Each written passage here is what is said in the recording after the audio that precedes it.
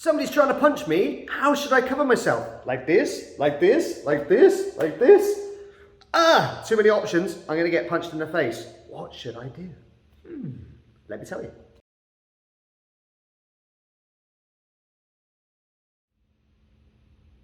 Hey guys, Lee back again to give you an answer to that question I just posed, is how do I protect myself when someone's trying to punch me in the head? And like all answers you ever give any martial arts instructor, there's not a simple one answer. Everything is dependent on context, okay? So what is the situation if someone's trying to punch you in the head?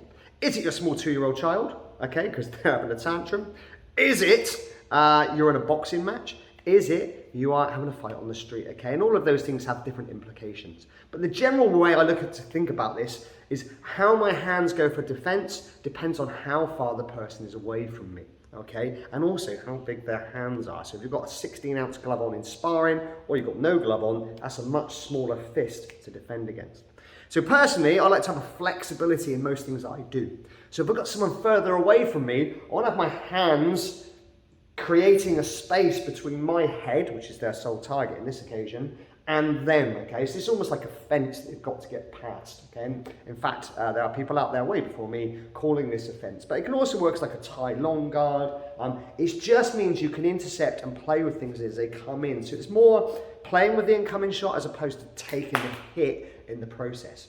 Now that's fine where you've got mobility in your feet and you can move away and maintain that distance. As soon as people start encroaching on that space, this then needs to be flexible and be moving in, okay? And then from that shape there, we can then start to collapse, collapse, collapse. This is more a kind of boxing defense, but there's a few holes in here. You can kind of cover here, which is like a crashing defense, where you're starting to vacuum pack your head. Or you can start going near the defense lab, Casey fighting method process, where they start to make some really tight shapes here, okay, and they start to cover all those points. Now, there's benefits and cons to all of these things, okay?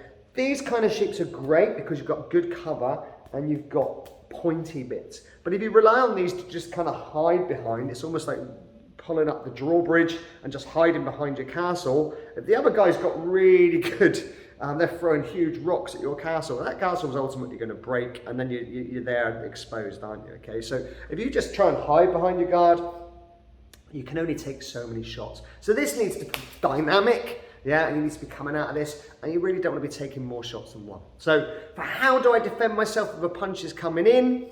If it's long, I'm long. If it's shorter and I get encroached upon, this starts to come in, and then I just want to think about hiding my head, vacuum packing my head, taking away the knockout points, and then just not hiding it. I want a mobile castle with pointy bits on it, ultimately, okay? So there you go, a little bit of thought on how to do it. So when you get to your kickboxing class for the first time, and you're there doing all this, it just means everyone can get to your wall without any defense. So play long where you can, play short where you need to, but don't be static and just taking too many shots, because ultimately that guard will fail.